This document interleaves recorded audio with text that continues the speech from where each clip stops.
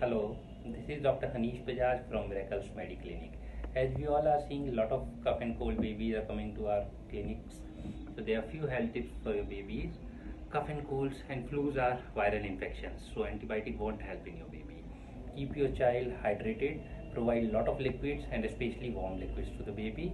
Promote adequate rest to the babies.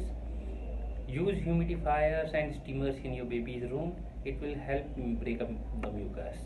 Now came into the prevention mode. Once the cough and cold and flus are over, clean all the surfaces in which your baby came into contact. Promote adequate hand washing in all the children and the adults of the house. The alarming symptoms in cough and cold are high grade fever, baby not taking feeds, drowsy, and any shortness of breath.